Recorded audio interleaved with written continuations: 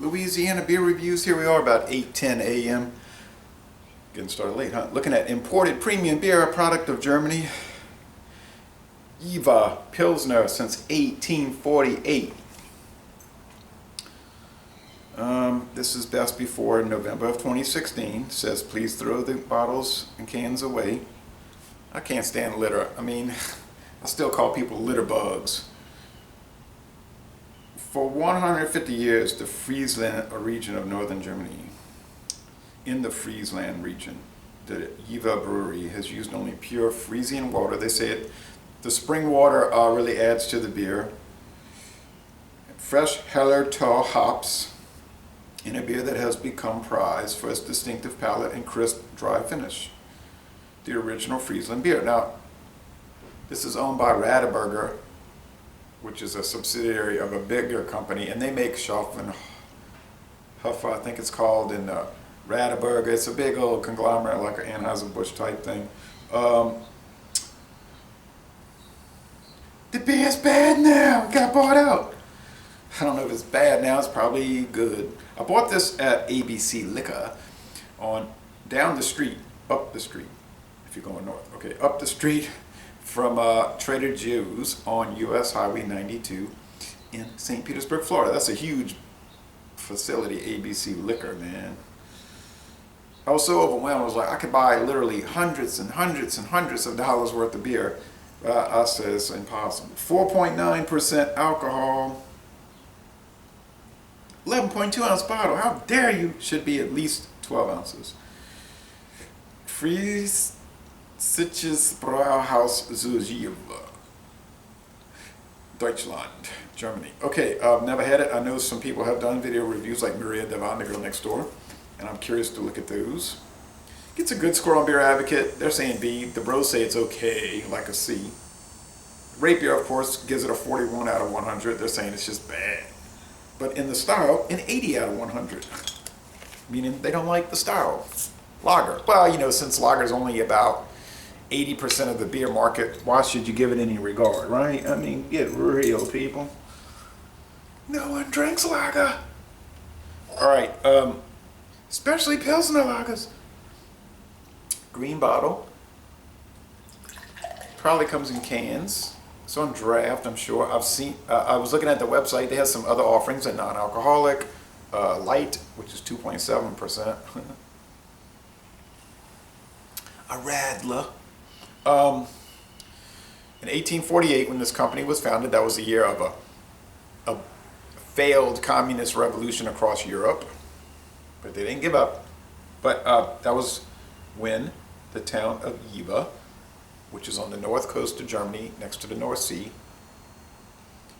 was part of the German Confederation. Later, the German Empire. Now, the German Republic. Federal Republic. Okay, anyway, enough of the geography and history lesson. A thick, frothy white head. Look at that sun coming through that oak tree. Gold appearance. Some bubbles. The finest little bit of sediment. You could pick that up with pretty much any beer. Okay, so water, barley malt, hops, and yeast, and that's it. You know, some people will tell me, oh, this is made with GMO.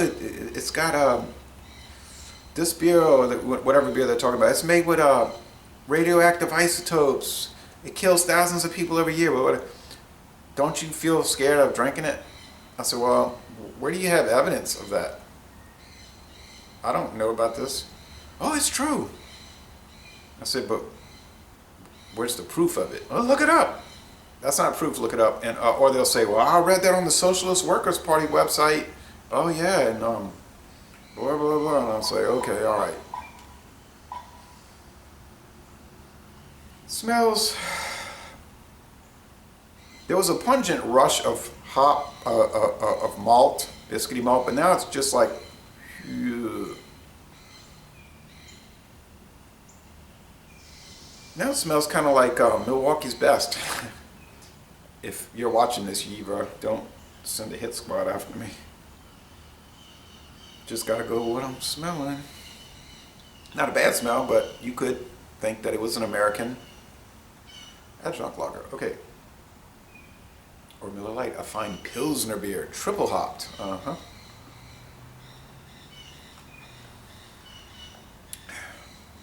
But then if you tasted it, you would realize that could not be the case. Because you get the strong bitterness from the Hellertal hops. I'm thinking IBU must be around 28.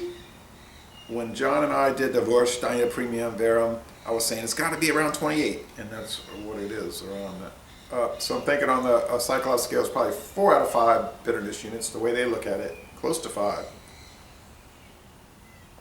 Sweetness, yeah, 2 out of 5 sugar cubes. 4.9% alcohol, that's right up there with your Red Dog.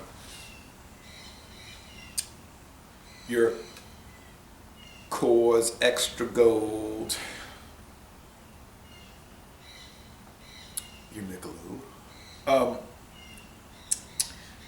Light to medium body, a crisp, clean, refreshing finish. I'm sure it would go very well at the beach on the North Sea, which might be sunny, but I seriously doubt it's going to be hot too often. It's not going to be like Destin, Florida, or Grand Isle, Louisiana, right?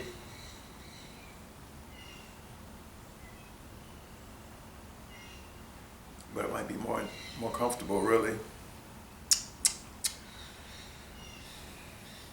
They've been doing it for over 150 years, so they're obviously doing the right thing with it. I don't see any complaints about it. To say it's just okay, it's not extraordinary. Like, it's not like Staropramen or Pilsner Urquell or even Golden Pheasant, which is from Slovakia. I wish that would be the newspaper people, because my newspaper's hours late. Usually I come out, I can go up, use the bathroom at 2 in the morning, 2:30 in the morning, to be out here. Got up this morning at 4:30, no paper. 5:30, no paper. 6:30, no paper. I called them. It'll be here by 8:30. We're almost out of time. I like the aroma. It's mild. I prefer the more pungent Lowenbrau, German Lowenbrau aroma. But it's good.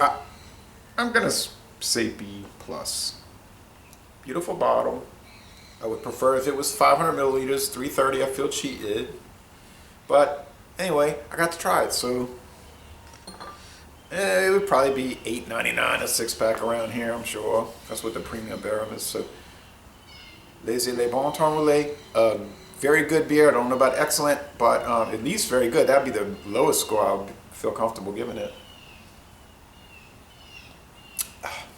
And y'all come on down to New Orleans.